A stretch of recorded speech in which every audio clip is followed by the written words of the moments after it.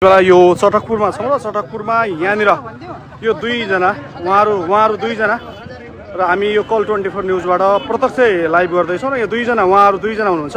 उहाँहरू दुईजना र एकजना उता तीनजना हुनुहुन्छ। तीनजनाले भर्खरै एकजना नानी उदयपुरबाट धनगढी झर्नु भएको थियो र उहाँको सामान सडकमा राखिरहँदा यहाँनिर जलाइएको छ। नानी यहाँनिर छिन्। यी भर्खरै उदयपुरबाट धनगढी दसैँ तिहार मनाउन उहाँ आउनुभएको थियो र उहाँको सामग्री यहाँनिर जलाइएको छ।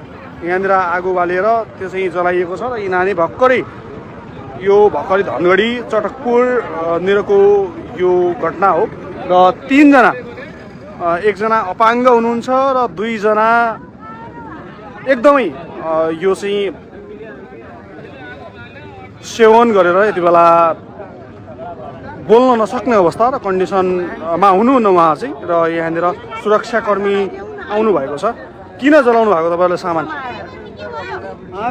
किन जलाउनु भएको सामान तपाईँले? अनि यो किन जलाउनु भयो र सामान? कसले जलायो? अनि तपाईँले सामान किन जलाउनु भएको?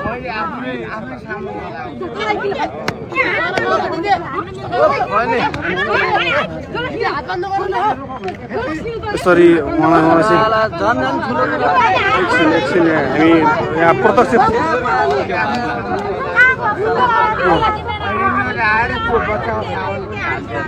तपाईँले बाटोमा किन जलाउनु भयो आफ्नो सामान? कोसँग झगडा भयो? अनि तपाईँले बाटोमा किन जलाउनु भयो? घर कहाँ हो? कहाँ?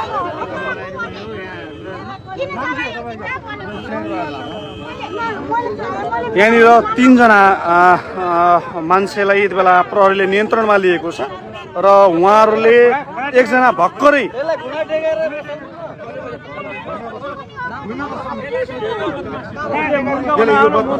कारागारबाट भागेर आउनु क्या यिनीहरू बस्ने। यति बेला यहाँनिर धेरै स्थानीयहरूले उहाँलाई घेर्नु भएको छ र भर्खरै उदयपुरबाट धनगढीको लागि एकजना नानी धनगढी पुग्नु भएको थियो।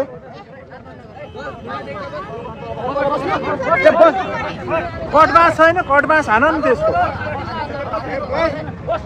ए बस भने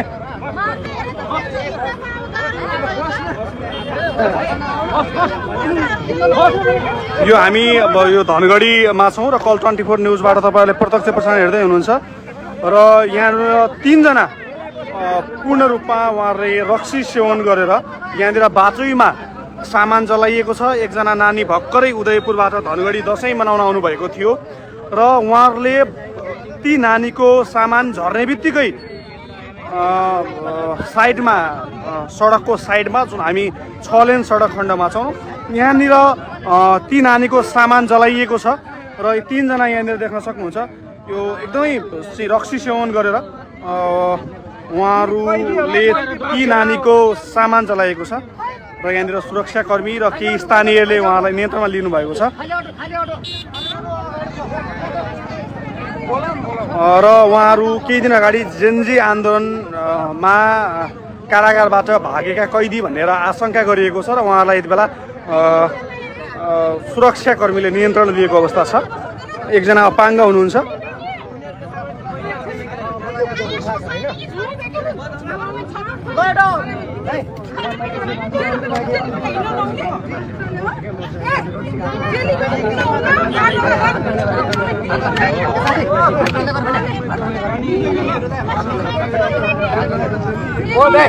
हेलो कामरा आउने होला नानी अटोमा लिएर जा अटो ल्याइदिनु एउटा खाली अटोमा। यहाँनिर हामी देखाइरहेका छौँ तीनजनाले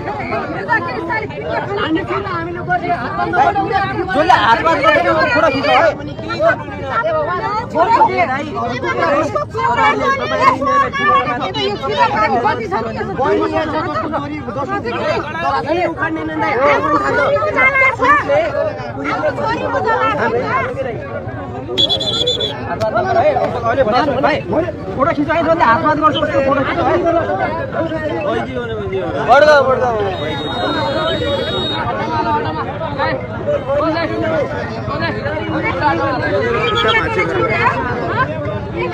यहाँनिर हामी धनगढीमा छौँ र 3 जनालाई यति बेला यहाँका स्थानीयहरूले नियन्त्रणमा लिएको छ र उहाँहरूलाई यति बेला प्रहरी चौकीमा लगिरहेछ। एकजना नानी भर्खरै धनगढीमा झर्नु भएको थियो र यो चटकपुरनिर घरमा भर्खरै यो दसैँ मनाउन आउनुभएको थियो। दसैँ मनाउन आइरहँदा र उहाँ नानीको सामानको झोला थुतेर यहाँनिर जलाइएको छ। यो 3 जना पूर्ण रूपमा रक्सी सेवन गरेर उहाँहरूले चाहिँ ती नानीको झोला जलाइसकेपछि यति बेला स्थानीय र सुरक्षा कर्मीहरूले नियन्त्रणमा लिएर प्रहरी चौकीमा लगिरहनु भएको छ।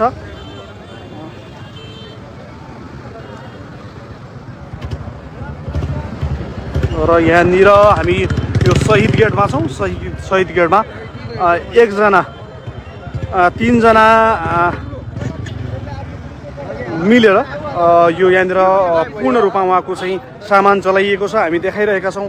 यो कपडाहरू छ, यो लुगाहरू छ, उहाँको चाहिँ जुत्ताहरू छ, धेरै कुराहरू यहाँनिर उहाँको चाहिँ डकुमेन्ट पनि जलाइएको भन्ने कुराहरू छ। यहाँनिर यसरी जलाइएको छ। हामी पूर्ण रूपमा आगो देखाउन सक्दैनौँ, यसरी जलाइएको छ। र यहाँनिर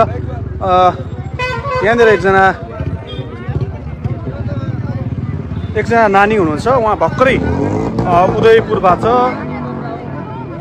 उदयपुरबाट धनगढी आउनुभएको थियो। कतिखेर भर्खरै हो उहाँ आउनु भएको? कति बजीतिर आउनु भएको थियो? ए रोकिने बित्तिकै आगोमा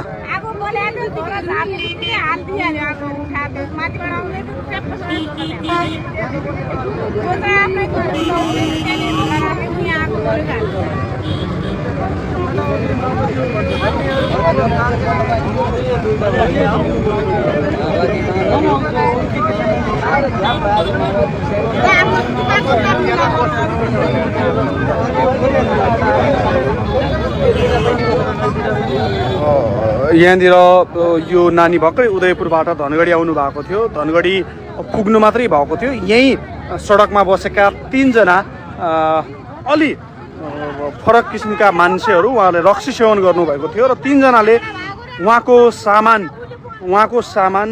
समातेर तुरुन्तै उहाँको यो सामान समातेर यहाँनिर जलाइएको छ। यहाँनिर आगोमा सामान राखेर मजाले जलाएको छ र केही सामान बचेको छ बहिनीको।